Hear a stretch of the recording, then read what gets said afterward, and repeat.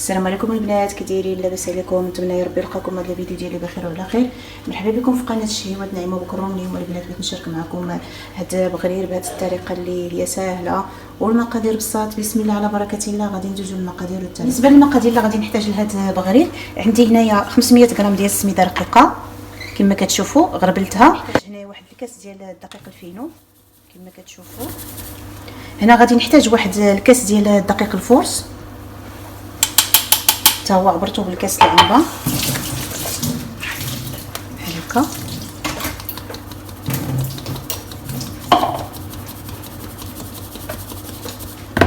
هنا غادي نحتاج واحد الساشي ديال الفاني، غنحتاج جوج خمارات حمرين بحال هكا.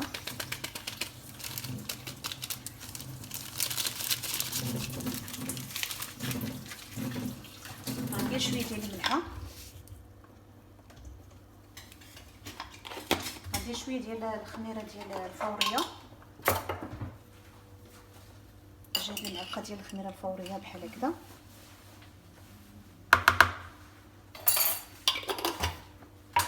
هنا عندي الماء دافي اللي غادي نحتاج باش غادي نخلط في الخليط ديالي. غادي نعبر بالكاس، نشوف تقريبا شحال غادي يكفيني ديال الماء. هنا غندير الكاس الاول بحال هكا، الكاس الثاني، الكاس الثالث. هنا غندير الكاس الرابع وغادي نحبس وغادي نحرك كلشي بالغرفه حتى نشوف شحال غادي يكفي ديال الماء بحال هكا.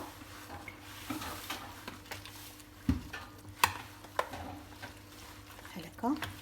هنا بان ليا الخليط باقي خاصو الماء. هنا غنزيد الكاس الخامس وغنزيد الكاس السادس. يعني هنايا درت 6 كيسان ديال الماء، غنشوف شحال تقريبا واش غادي يكفيوني هنا هاد 6 كيسان ولا غادي نزيد مازال. غنطحن الخليط ديالي غادي يبان ليا. هنا غنجيب الخلاط ديالي فاش غادي نطحن بغرير بحال هكا، نديرو في الخلاط. غادي نقسمو على جوج، ما غاديش نديرو كله باش يطحن مزيان. غادي ندير الخليط ديالي غنطحنو مزيان وغادي نرجع معاه. هنا من بعد ما طحنت الخليط ديالي مزيان كما كتشوفوا، يعني خليوها البنات مزيان، يعني خليوه يطحن مزيان تيدير هاد الفقاعات هادو بحال هكا.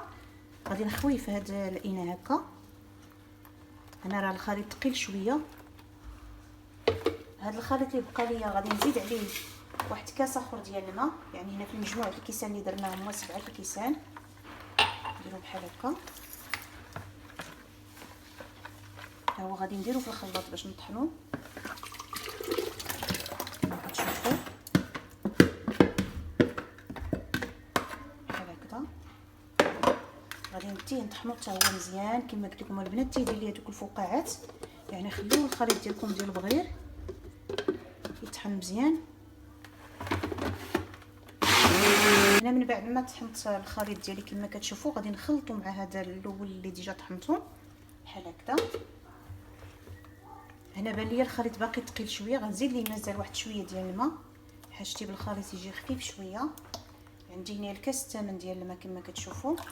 نشوف تقريبا شحال ديال الماء غادي نزيد بحال هكا.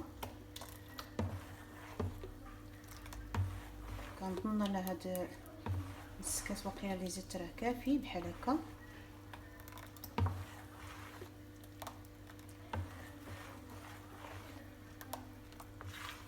نخلطو مزيان بحال هكذا.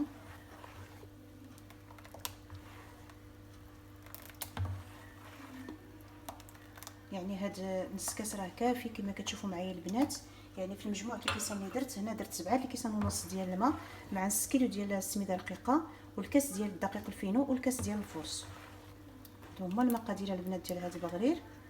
صافي دابا غادي نغطيه بغرير ديالو وغادي نخليه تطلع فيه الخميره شويه. ما غاديش نخليه تيخمر بزاف، غير طلع فيه الخميره شويه وغادي ندوز باش نطيبو معكم.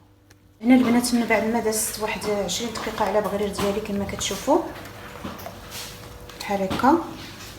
يعني ما خليتوش تطلعت فيه الخميره بزاف خليته غير شويه تقريبا 20 دقيقه غير ارتاح شويه. انا راه رديت المقله دهنتها بشويه ديال الزيت بحال هكا العافيه كما كتشوفوا، يعني العافيه مهيله بزاف. غادي نبدا ندير الخليط ديالي هكا في المقله بحال هكا، طريقه اللي هي ساهله كما كتشوفوا.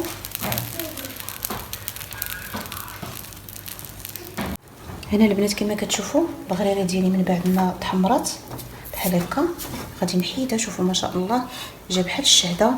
غادي نحيدها وغادي ندير معكم واحده اخرى بحال هكا. نقاد المقله ديالي بحال هكذا،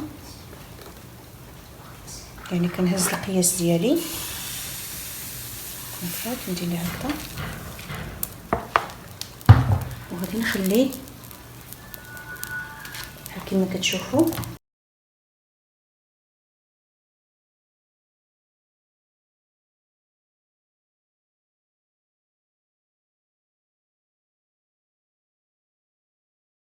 هنا بغريره ديالي من بعد ما طابت غادي نحيدها.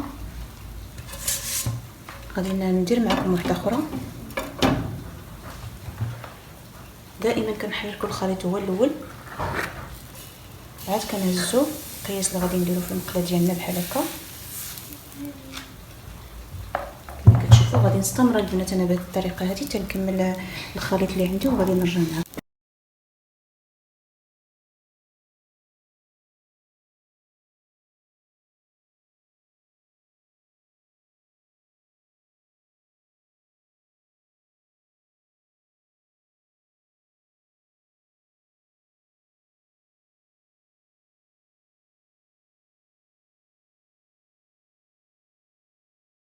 هنا البنات بغرير ديالي من بعد ما كملت الطياب ديالو ما شاء الله البنات كما كتشوفوا معايا بغرير ما شاء الله جا بحال الشهده وجا محمر. واحد بغرير اللي هو خفيف بزاف، واحد الطريقه اللي هي بسيطه كما شفتوا معايا والمقادير بساط. نتمنى ان شاء الله البنات تجربوا هاد بغرير هذا بهذه الطريقه هذه ويعجبكم. وإلا عجبكم المحتوى ديال القناه ديالي ما تنسوش تشتركوا وتبارطاجيو وديروا لايك. والسلام عليكم ورحمه الله تعالى وبركاته.